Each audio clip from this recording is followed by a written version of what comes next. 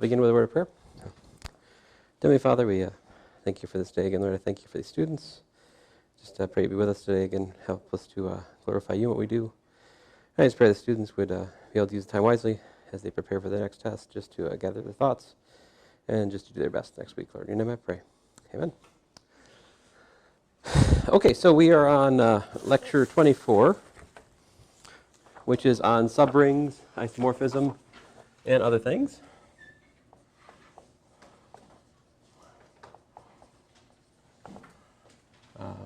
Subrings,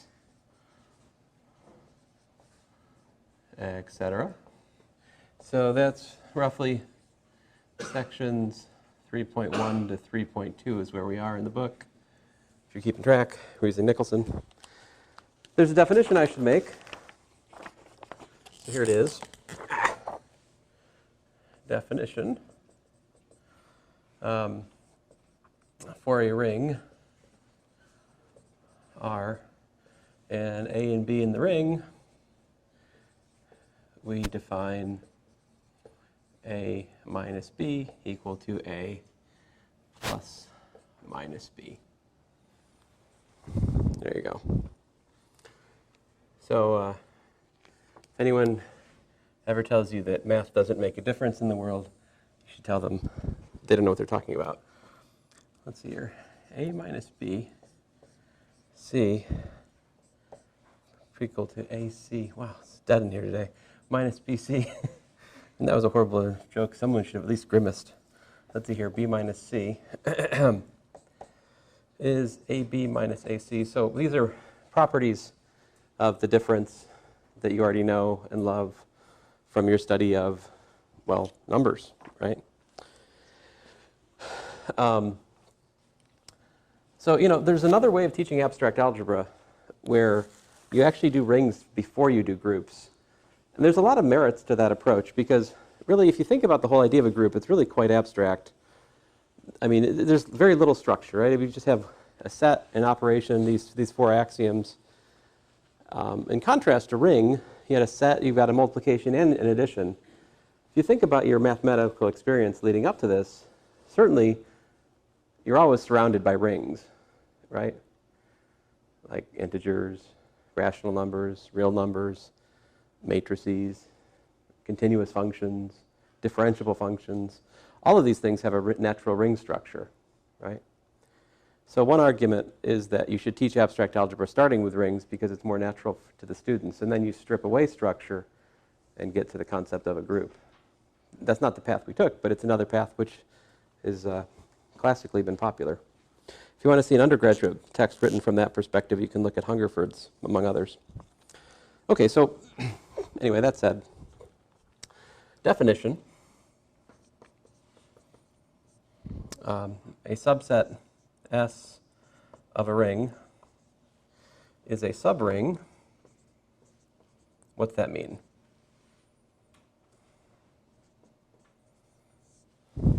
If and only if S is a ring with respect to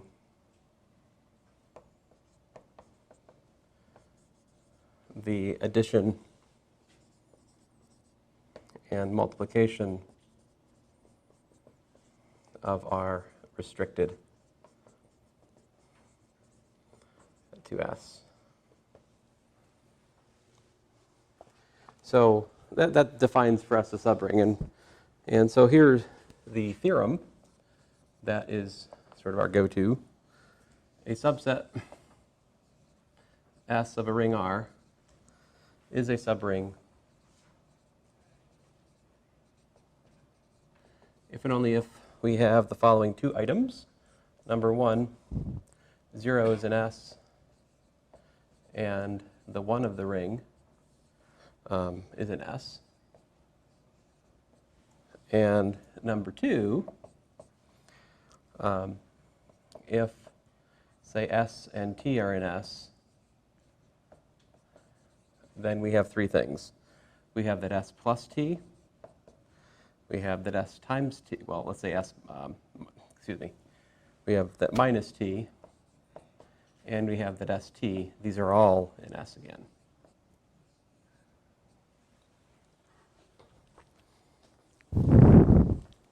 Now, there's something I haven't done this semester, which is long overdue discussion, right? But and it's unfortunate we're having this discussion in the additive sense. But these two, you can combine into a single thing. It suffices to show that S minus T is in S. If you could show that for arbitrary S and T, that actually takes care of the first two items there, right?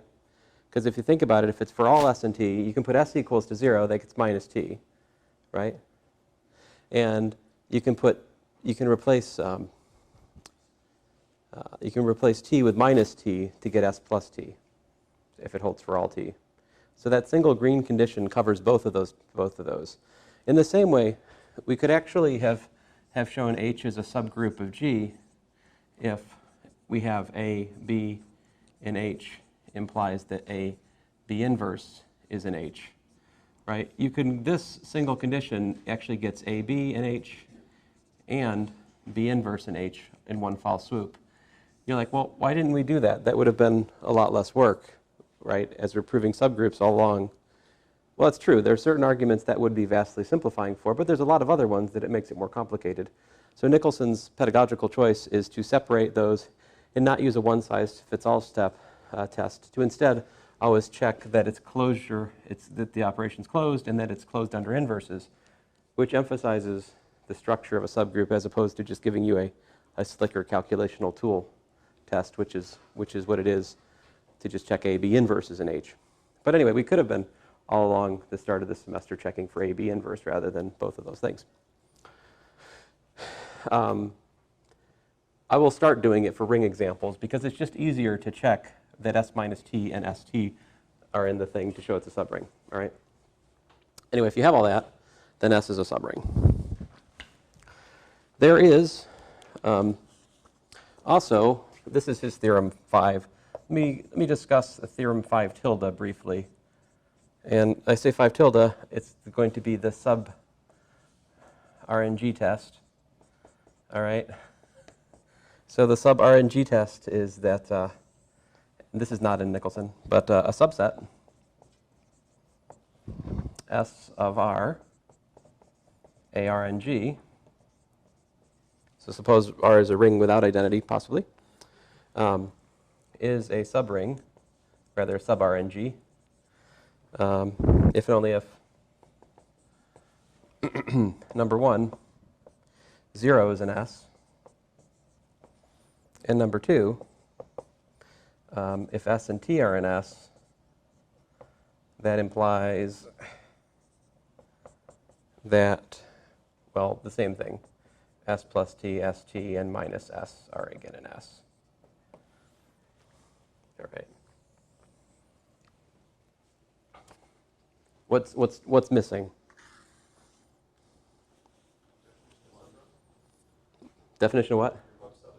The definition of subrung, that's what's missing? That was not the kind of question I was asking, but that's funny. Yes, the definition of a sub RNG is a subset of an RNG, which is again an RNG. Yeah. In fact, that's kind of the definition of sub anything, pretty much. But I heard somebody else say something. Yeah. Right. We're not insisting that 1 is an S. And here's why. An example of a, you could take R equal to Z6, all right? And you could take S equal to 3 times Z6, also known as 0 and 3, right? This S is closed under addition, multiplication, 0's in there, right? So S is, of course, a sub RNG of R, but S is not a subring.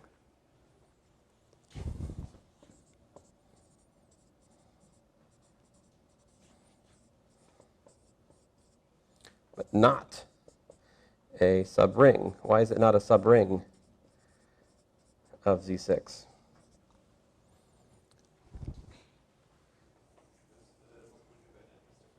Right. 1 is not an element of S. However, we do have that 3 times 0 is equal to 0, and we have that 3 times 3 is equal to what?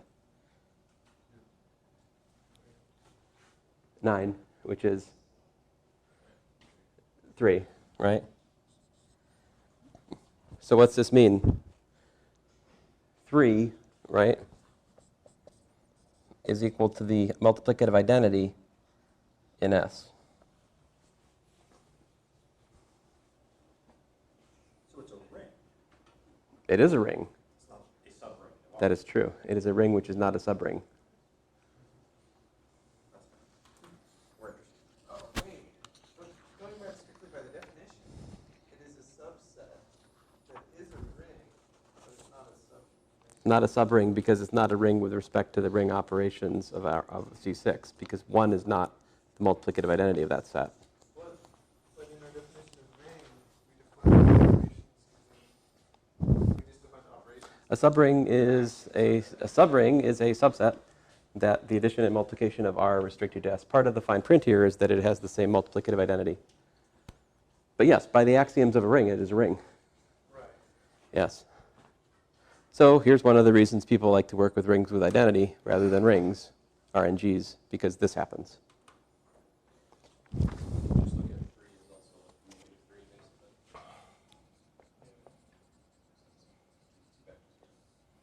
So other example, yeah, I mean, there are many things we could say here. In fact, this is an example of the phenomena which is proved in general in this section in theorem 6.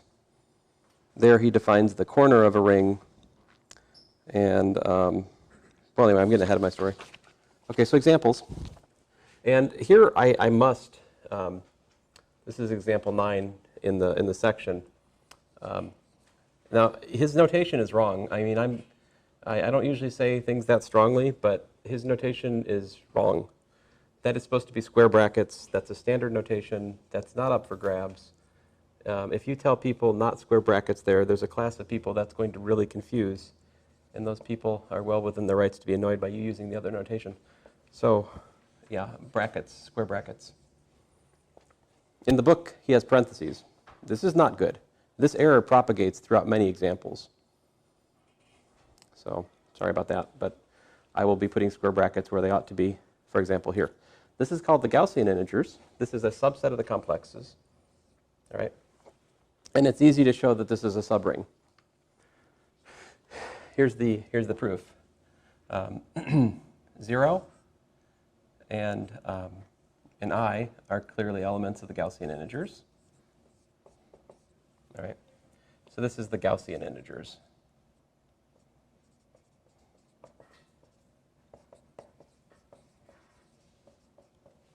Zero and I are in there, right? If I have A plus BI and X plus YI are in ZI, Z adjoint I, then you can easily see that A plus BI minus X plus YI is equal to what? And A plus BI times X plus YI is equal to what?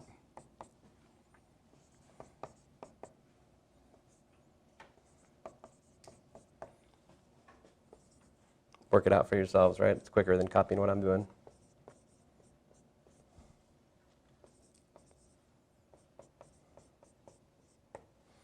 Right? By the usual complex algebra, just distributivity and standard fare, we have that the difference and the product of Gaussian integers is once more a Gaussian integer. 0 and I are in there.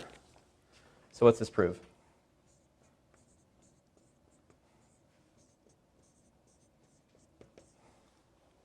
Thus,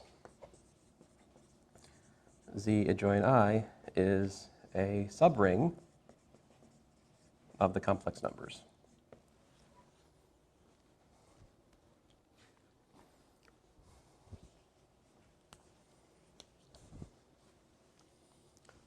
Now this notation you can also do here's another example of this notation.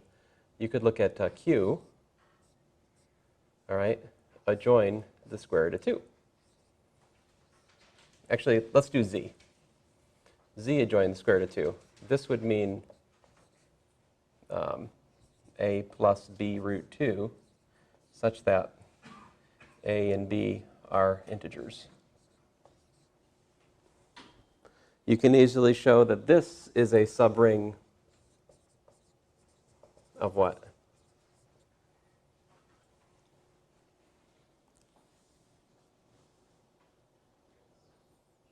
What's that? Yeah, subring of the reals.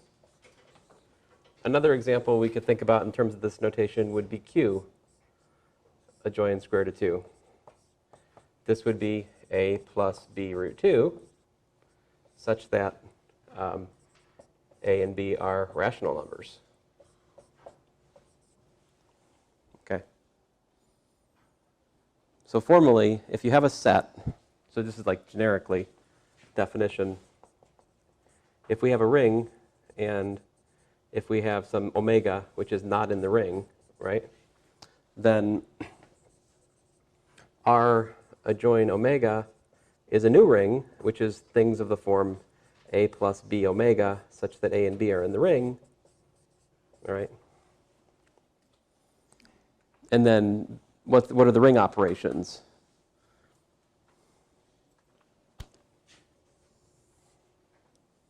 How do you give that the structure of a ring? What do you do? Same thing we just did over here. So if I have A plus B omega plus, say, A prime plus B omega prime, you just do what? You add the matching terms. And how do you multiply them?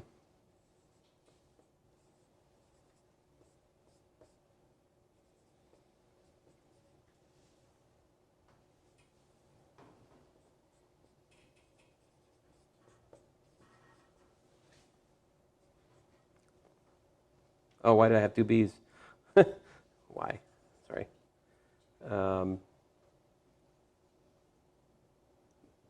Well, B, Y, yeah, it was, but B, Y omega squared plus A, Y plus B, I can't do math, BX. So I'm just multiplying out now. Don't you have to have that there's some, that R is a subset of something that has omega in it, because that's the only way you can actually define that?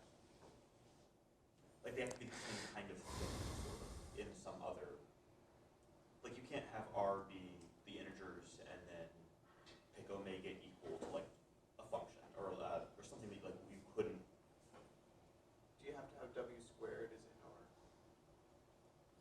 I do need to say something about W squared. Let me just see here. I'm forgetting something. Now, all the examples I'm interested in, W squared is back in the ring again. So, It looks like we needed like from that thing. but I think saying that W squared has to be in the ring again might be too specialized. Just a second here. Let me see where he does have this as a trying to behave here.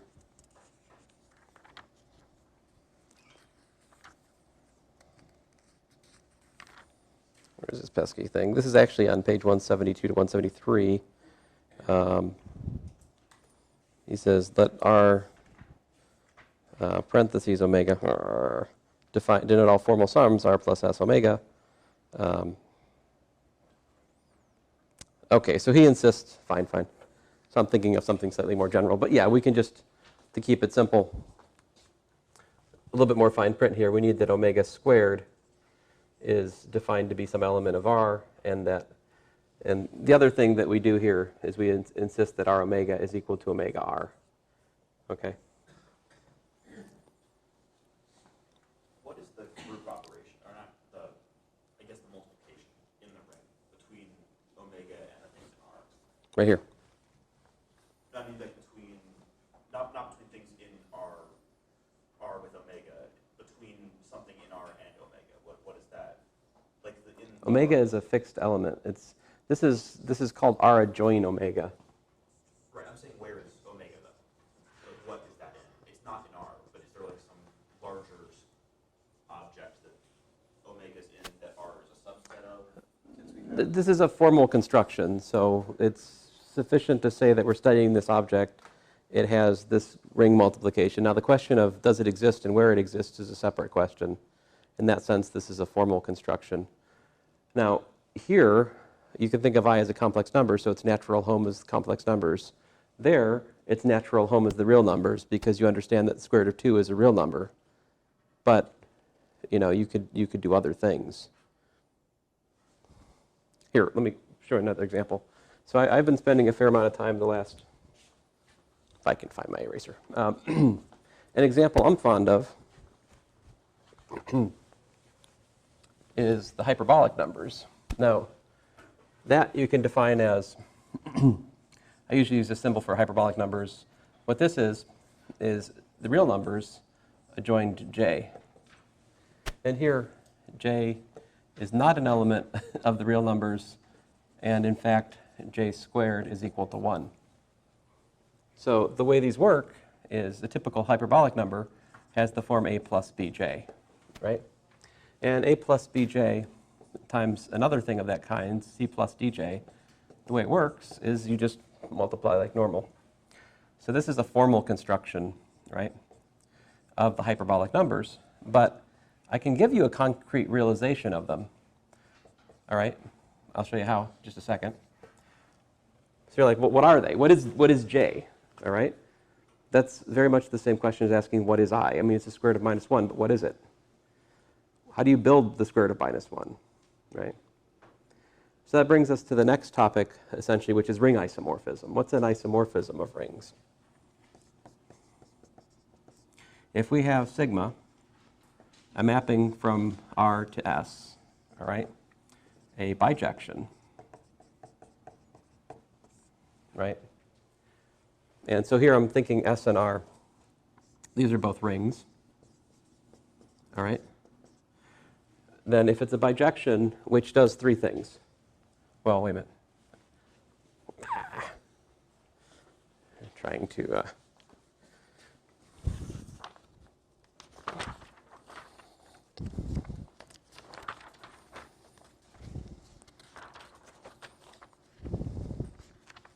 So bijection, it has to do what? I mean, it has to preserve the ring structure. It's an isomorphism. So first of all, you have to have sigma of x plus y is sigma of x plus sigma of y. And we also have to have the sigma of xy is sigma of x, sigma of y. Right? So it preserves addition and multiplication. This is a ring isomorphism. Other terminology, if R is equal to S, then it's called an automorphism of the ring. The book also talks about inner automorphisms. That's the conjugation map is still a ring inner automorphism. All right. But let's get back to your question, Zach, which is essentially, so this is I threw out this formal construction. We take a ring, we adjoin an element. What does that mean? All right, that's one of the questions we want to answer going forward in this course is like, how do we actually construct such a thing? Right? At the moment, we're just going to work with them formally as if it makes sense. But let me show you specifically how this one makes sense. Like, what I can do is I can define a ring, and it's going to be the subset of matrices A, B, B, A, such that A and B are real numbers. All right? Now, you can check that this is a subring of the 2 by 2. This is a subring of the 2 by 2 matrices over the reals, right? Check it out. Is the zero matrix in here? Yep. Is the identity matrix in here? Yep. If I take the difference of such matrices, do I get another matrix of the same type? I do. What happens when I multiply these? That's worth working out. So A, B, B, A times X, Y, Y, X.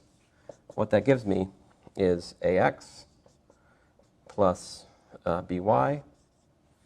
And down here I also get AX plus BY. up in the upper corner, I get ay plus bx. And down here, I also get ay plus bx. If I hadn't made a mistake.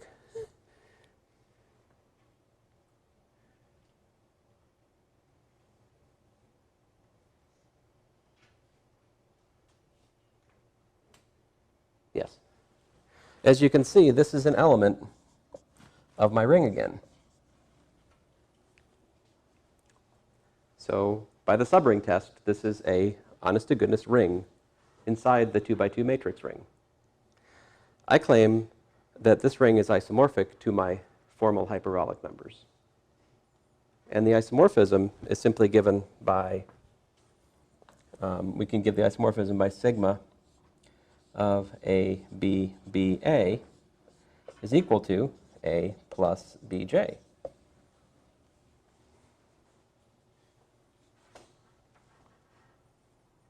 So what that means, in some sense, is that you could say that this J is just is a sneaky notation for the 2x2 matrix 0, 1, 1, 0.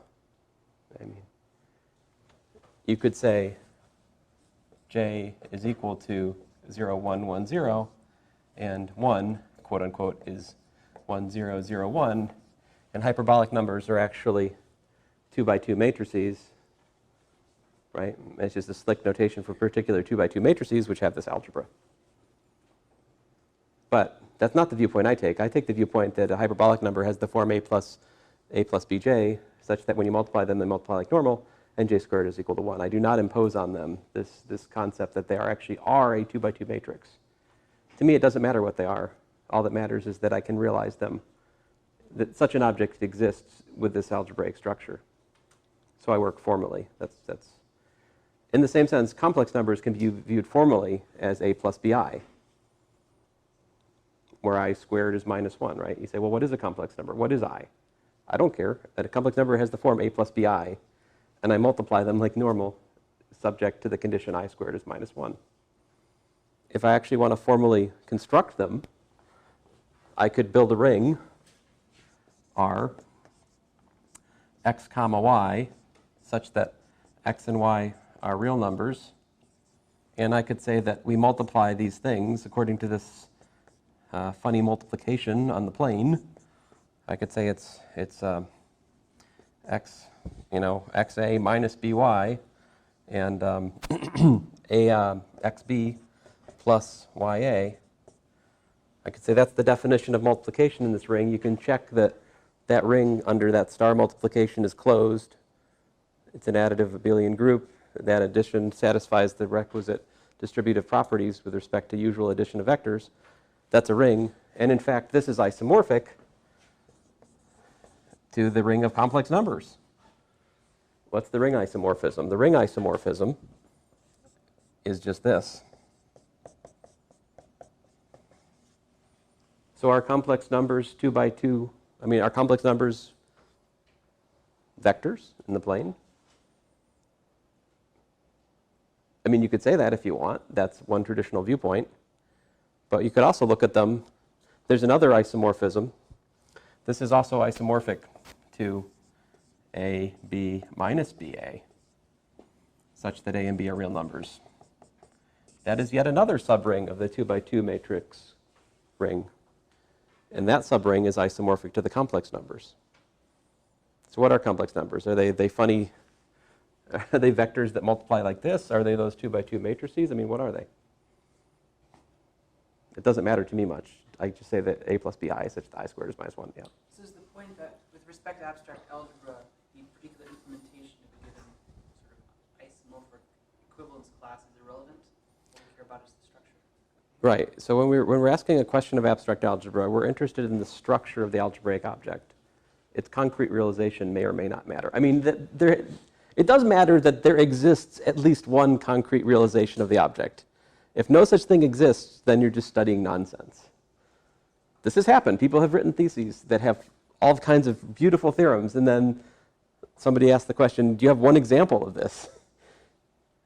And they don't. And everything they did was just, like I had a student write a paper for one, I think for capstone, on this really, really complicated idea of a vector space he had built on like doing equivalence classes of vectors and something. But I think if I took a really hard look at it, all he really was describing was the zero vector space in a very complicated way. So he could say all kinds of true things about it. His proofs weren't wrong. It's just that there are actually no interesting examples of his construction. So this is a valid question. What are they? But there's not a unique answer to it.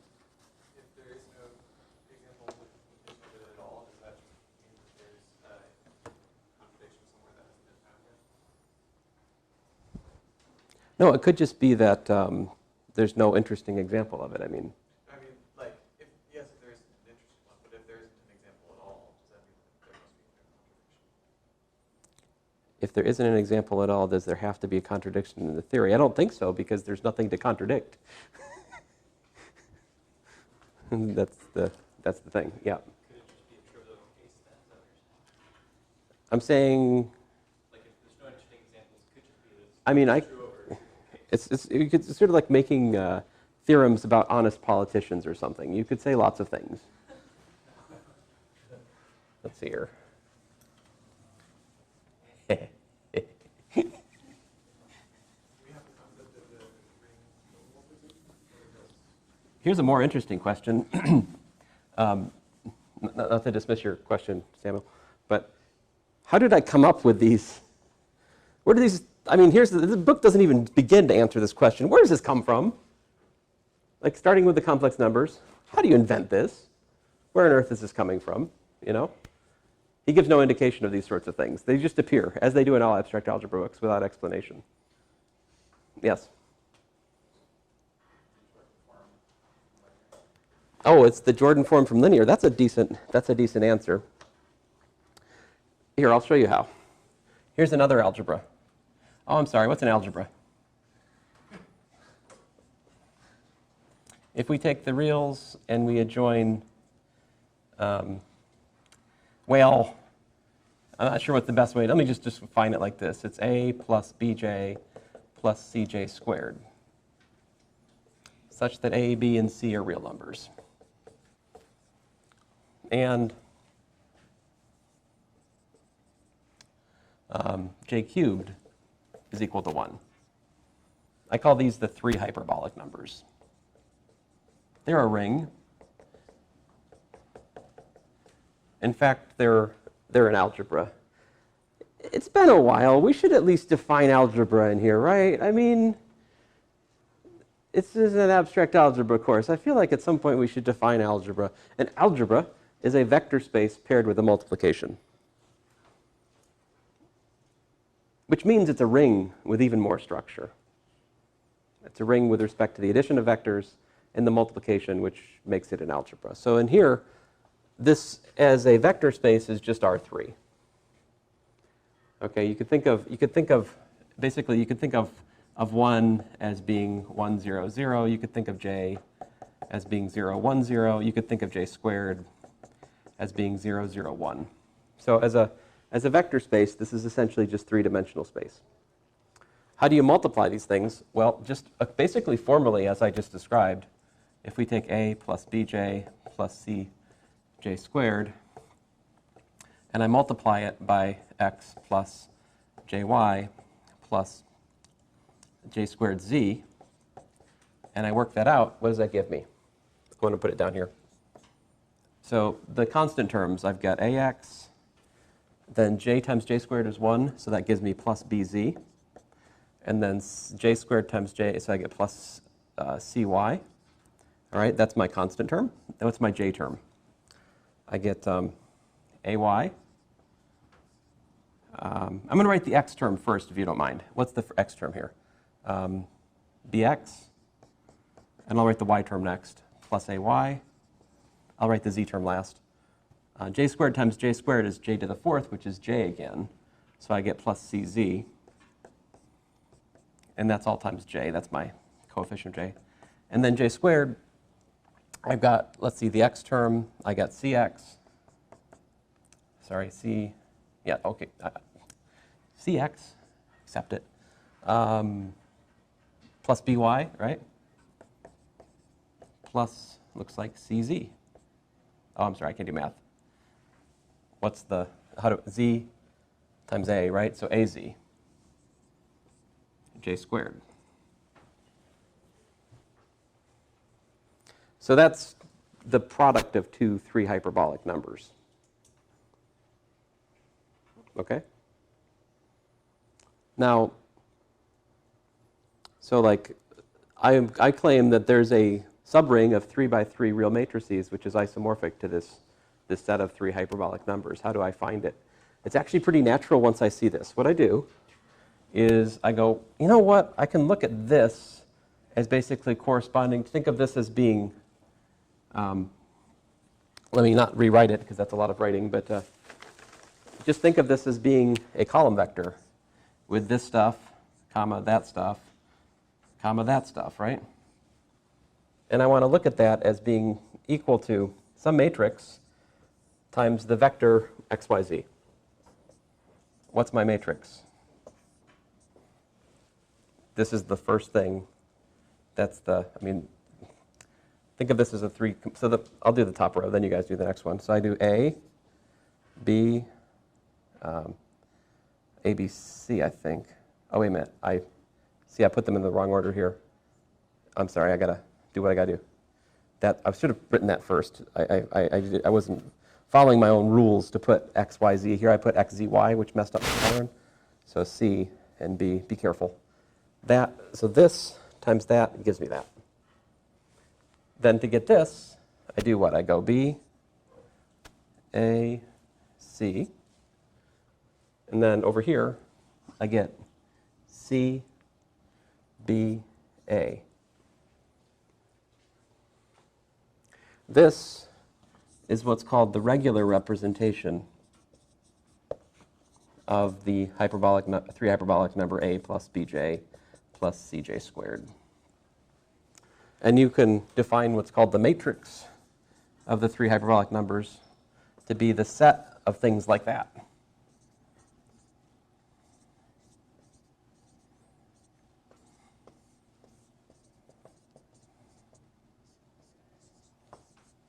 This subring of the 3 by 3 matrix ring is isomorphic to the set of 3 hyperbolic numbers.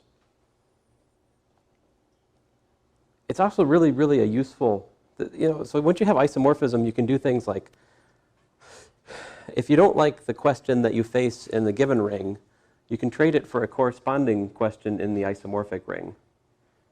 All right, so like finding the multiplicative inverse of an arbitrary 3 hyperbolic number is kind of a drag. Right? But I can find the inverse of a 3 by 3 matrix. That's standard linear algebra. There's a formula for that, right? In terms of, as he calls it, the adjugate, right? There's a formula. If the determinant of this is non-zero, that means that this is a unit, right? It has a multiplicative inverse. In fact, the determinant of that, let me call this thing A. I usually call this thing the matrix of A plus Bj plus Cj squared. You can work out the determinant of that is A cubed plus B cubed plus C cubed minus thrice ABC, which, by the way, works out to A plus B plus C times A squared plus B squared plus C squared minus AB minus AB minus AC minus BC, I think. So what that shows you is that if you look for zero divisors in this particular matrix ring, there's lots of them defined. Anything of the form A plus B plus C, A equals B equals C will be a zero divisor because it'll make the determinant be 0. On the other hand, if I have anything that makes A plus B plus C be 0, that'll be a zero divisor as well. So there are tons of zero divisors in the 3 hyperbolic numbers, lots of them. It's not a field, right? So you could go through a similar argument to construct these, like these little 2 by 2 complex matrices or the hyperbolic one I threw out earlier. All of these things can be constructed by these sorts of calculations, which never seem to appear in books. I guess they appear in a way later chapter. But I have now, at this point, digressed significantly from my lecture. If Thank you for your question, Zach. I do appreciate it. So he has all kinds of beautiful and rather simple theorems about idempotent and nilpotent elements, all right? And let's see here. Example 21 in section 3.1 is worth looking at. There he gives you an example of a 2 by 2 ring of numbers from Z2, like a Z2 matrix ring, well, subring. And he points out that if you look at that and Z2 cross Z2, that they're isomorphic as abelian groups, but they're not isomorphic as rings. The reason being, there is a nilpotent element in the matrix ring, but there's not a nilpotent element in Z2 cross Z2. I guess I should tell you what nilpotent means, huh? Let's see here. Now I have dug myself into a proverbial hole. Let's see if I can get out of it.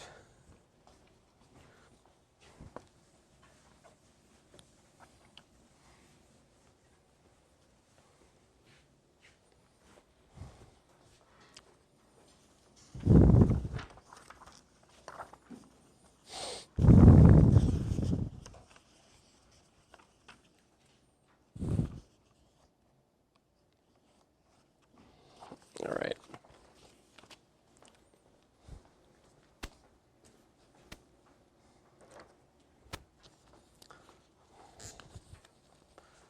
So the other main topic for discussion in section 3.1 are idempotents and nilpotents. These are two special kinds of ring elements. So an idempotent is something like, well, it's not something like, it's E and R for which you have E squared is equal to E. A nilpotent, on the other hand, is something like A in a ring such that there exists K greater than or equal to 1, such that A to the K is equal to 0. All right? So just to give you some examples of that to try to frame the discussion here. So idempotents in any ring, 0 and 1, in any ring. Also, in any, you can also use the matrix. And, he keeps doing this thing where he gives you an example where he puts R equal to the real numbers. And that's great, but this is good for M2R, where R is just a ring. It doesn't have to be real numbers. Those are matrices which, when you square them, they get back to themselves again. So they're idempotents. And we've already seen over here, 3 squared is equal to 9, which is equal to 3 in Z6, right? So that 3 was an idempotent. That's not an accident. That you were able to use that to create a subring, which was not a, a sub-RNG, which was not a subring. Okay. And yet it was a ring with identity. Now, nilpotent, 0 is always nilpotent. Any ring.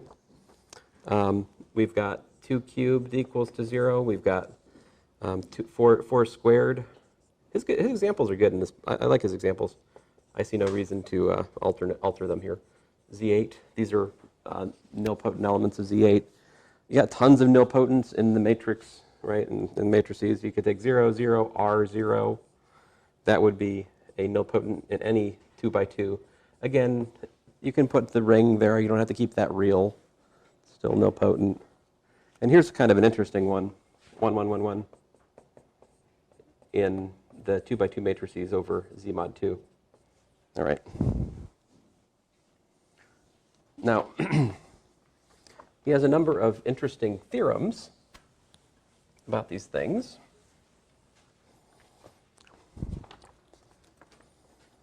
So probably chief among them is this one. So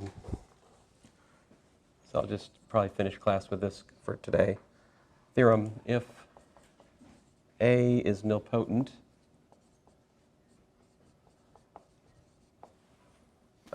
then 1 minus A and 1 plus A are units.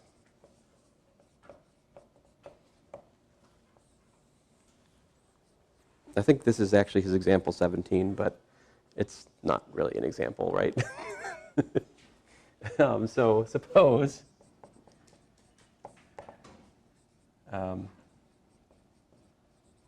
that A to the n is equal to 0 for some n greater than or equal to 1, right?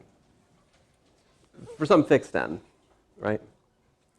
Then it's pretty clear that A to the k is equal to 0 for k greater than or equal to n, right? If I keep going past n, I'm still powering to 0, right? Think of n as being fixed here. So then at this point, he points out, this is very sneaky. His proof is quite sneaky. I really like it. If we look at u being 1 plus a squared plus a cubed plus ... this is a finite sum, right? And of course, it's in the ring again. That only appears to be a power series. It's not really, because we truncate at finite order. And then all you got to do is look at 1 minus a times u, and what do you get?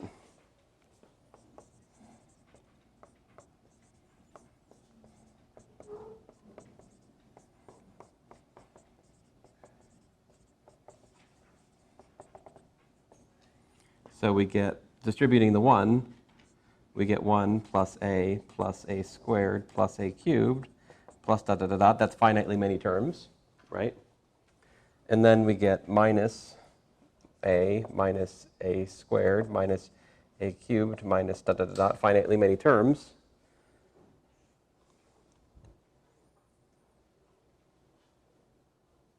And so what are you left with?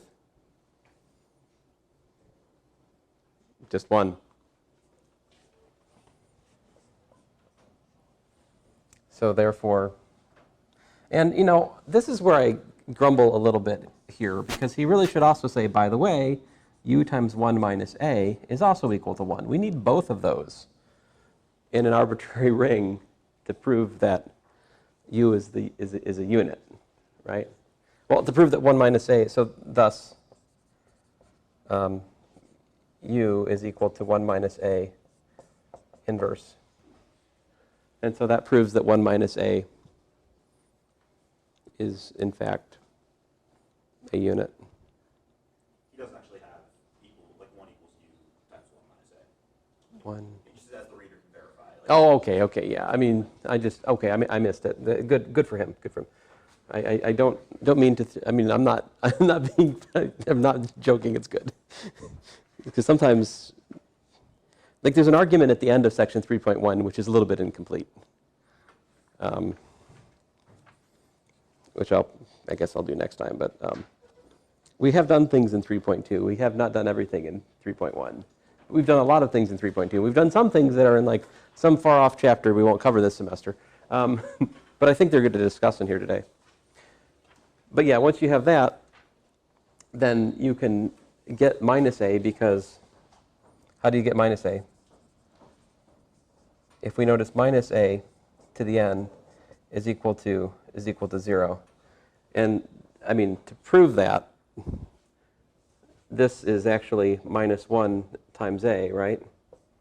Those commute, because minus 1 commutes with everything.